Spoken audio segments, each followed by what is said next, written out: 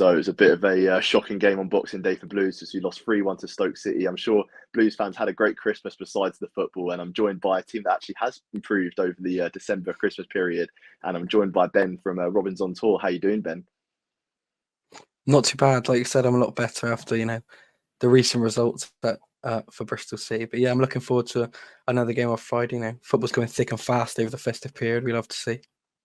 It sure is, and it was a great result for you guys last time out on Boxing Day, a 4-1 win against Watford at Vicarage Road. And it seems to be now that Liam Manning's really sort of starting to get his feet under the table almost, 3 wins in a row, sort of building up the momentum and that. You're now eighth in the Championship. So how would you sort of see the last month and how it's been? Oh, it's been brilliant. It's probably been, I think, you mentioned that result on Boxing Day at Watford. I think that's the best performance we've had in maybe the last 4 or 5 years of watching City. So it just shows how much we've improved in such a short period of time under Manning. 3 unbeaten now. That's 3 wins out of the last 3. I think that's the first time in, I think it was like since 2021, 2020, something like that. But for a good season or two, and it obviously just shows how much we've progressed in such a short period of time. But yeah, it's going well at the moment, which is something we haven't really said much of as a Bristol City fan over the past few years.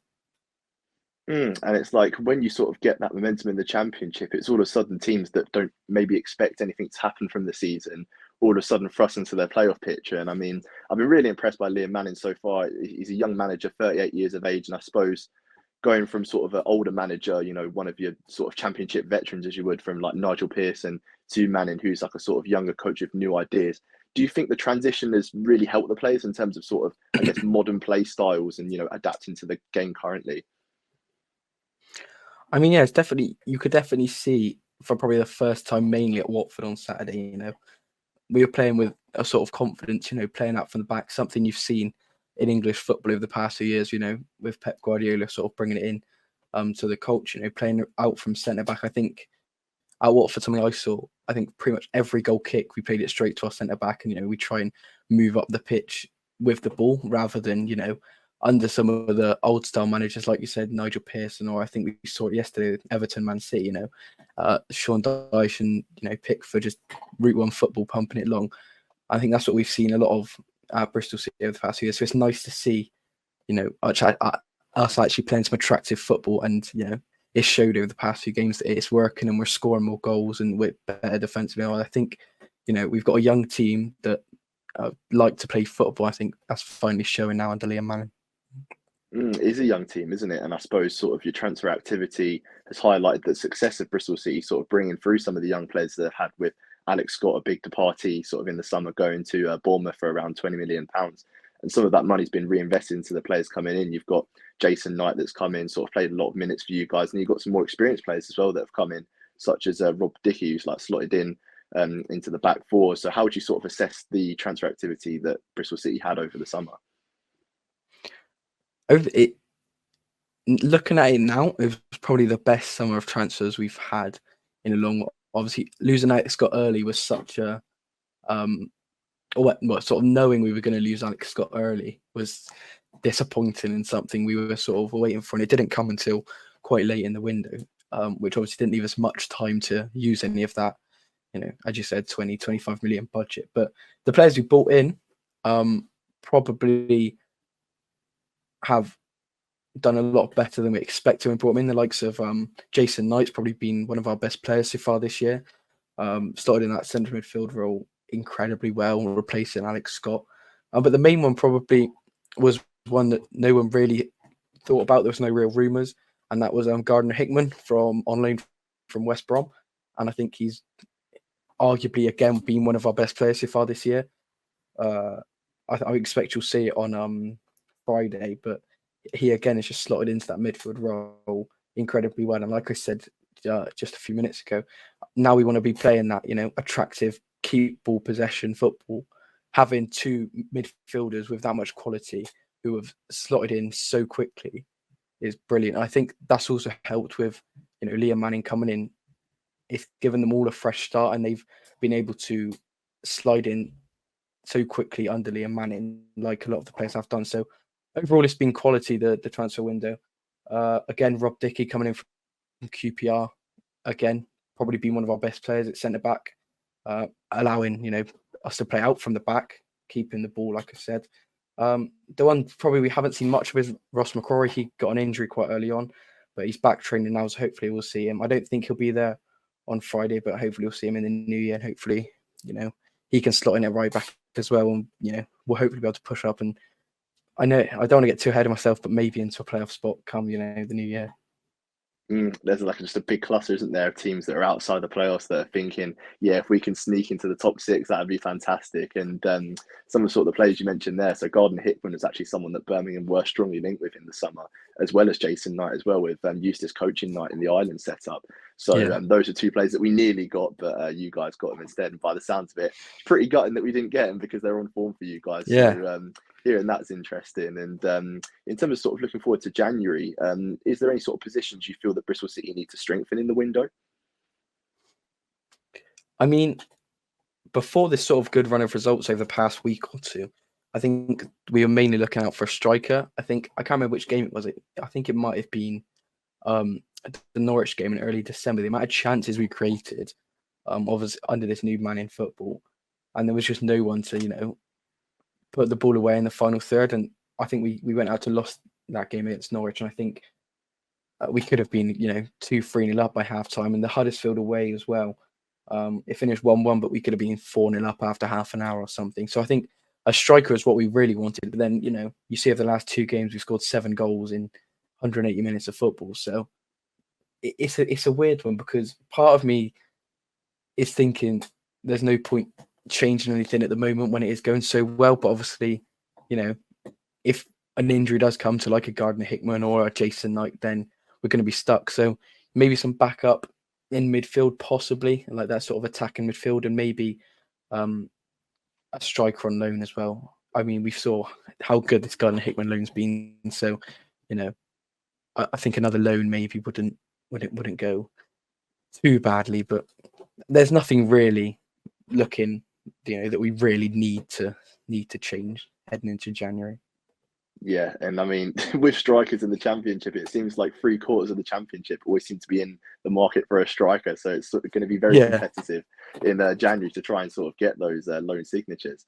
But in terms of sort of like injuries, we sort of alluded to it there a bit, with like the injuries that Bristol City have had, and sort of McCrory being signed and not really playing as much. Sometimes with injuries, sort of your shape has to change in the team. I mean, we've seen it a bit at Birmingham with our right backs. So say, for instance, Ethan Laird and Cody Drame are both out injured at the moment. So we're playing Emmanuel Awu, who's a right back, who isn't a natural right back. So we've had to sort of adapt our play style a little bit. So with Bristol City, has there been sort of any adaptations to the way you've played even so far, like with Liam Manning coming in with sort of injuries that you've had? Not really. I think we have that period which every club has when you have a new manager, where they try and get their preferred 11 and preferred formation, see what works best with the players they've got. And with Manning coming in, during the season, he had to do that very quickly. And I think you saw in the first few games, it was definitely, you could see you're trying to sort it out. But I mean, the last 3 now, I think we've kept the same formation. I think run changed in the last 3 or 4 as well. So I don't think there's going to be much change at all. Really, and luckily we haven't had any major injuries under Manning just yet. And so obviously all the players that were injured when Manning came in, he hasn't been able to see, in a proper game yet. So because it's early days, nothing's really changing at the moment. But obviously, all it takes is, like I said, one injury to one of the starting 11, and it could turn into a bit of a mess. But touch wood, that won't happen anytime soon. Yeah, and sort of with Liam Manning at the moment, what would you say is like the one thing that I suppose you've seen that's like been an improvement to the previous managers, like the main change that you've seen is like a massive positive? It's definitely a change in football, the more modern day, possession, attacking, attractive football. I think we haven't seen that much under the last few managers, that attractive football that, you really want to go and see. But then under Manning, as soon as I left the ground on Boxing Day, I was just looking forward to tomorrow's game and, going to see the football again. So that's probably the main change. And just the whole, sort of awe around the club at the moment, it was a bit negative at points under Pearson. And obviously, some fans not being happy with, Pearson leaving and think it's unfair, and then, negative sort of comments and stuff towards the board and, stuff like that. But then now, so quickly it's changed, everyone's on the same sort of page, everyone's positive and, looking forward to the games and the upcoming games. And you see, I think there was, at Christmas, there was still maybe 1,000 left for tomorrow. And, since then we've sold out. So you can definitely see that people are more interested in, looking forward to going to watch this football under Manning. You've seen in the results as well, 3 wins from 3, and I think a point off the playoffs. And, a couple of weeks back, we were looking behind our shoulders to see how far away we were from the bottom 3. But I think that also has to do with something, how close the championship is this season. I'm sure you guys have seen it, with you dropping under Rooney, but how close everything is in the championship season. Everything can change after one game. So, yeah. But the main thing to answer your question would be just how positive everything is at the moment, which can't complain. Yeah, because the whole positive football thing, it's something that Rooney's tried to do, but as you've seen sort of all over social media, I'm sure you've seen, all the memes, whatever, the coverage we've got from a lot of big publications that are not really praising us. And we've sort of slid down the championship a bit by trying to play this new sort of attractive style of football. And there have been many times this season where it has kind of backfired. So I suppose looking into the game tomorrow, what are you sort of looking at from a Birmingham perspective, perhaps going like, right, we can capitalise on this weakness a little bit? And what do you sort of think of us sort of this season under Rooney, I guess, because of all the stuff that's been happening with us?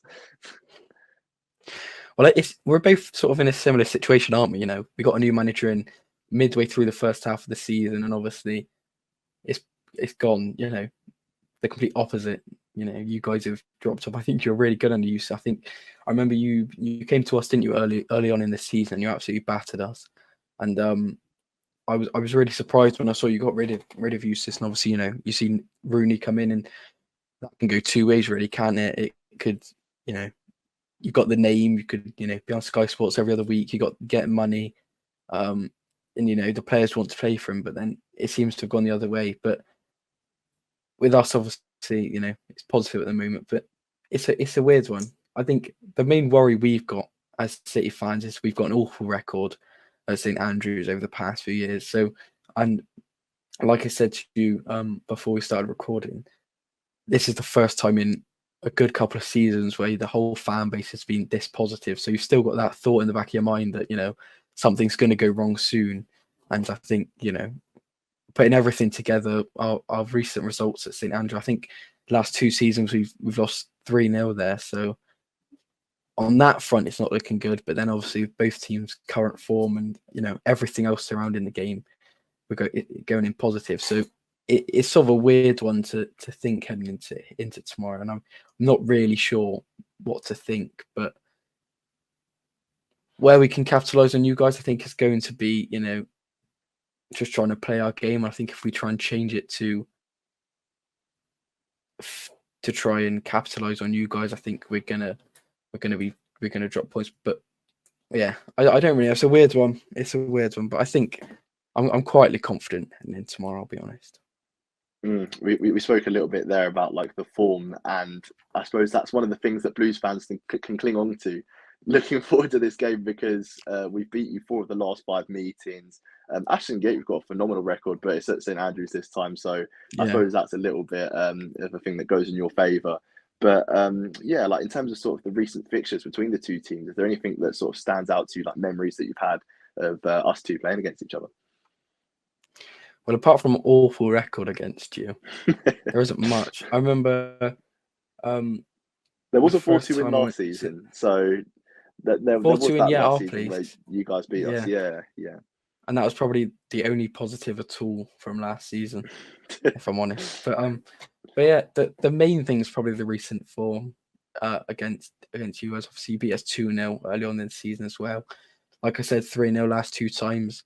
Last year, I remember on the way up, I said to the guys in the car, I was like, we just need to make sure we don't concede early. And I think we conceded in the first 5 minutes. So yeah, I've not got the fondest memories of going to Birmingham. I mean, the first time I went, I think I was mascot, which obviously isn't too bad. I remember we were on walking pitch side, and one of your like I think kit man or coaches pointed at the bench, and it said, it was a youngster, and he said this one's going to go to the very top, and it was Jude Bellingham. So Oh wow. that's not a bad memory from Birmingham, but overall memories isn't too fond of when we've been playing Birmingham. So, like I said, it's a weird feeling heading into tomorrow, where because half of me is confident, 4 from 4, and the other half is still pessimistic and going on recent results against you guys. I probably should be a bit nervous, but I guess we'll have to wait and see.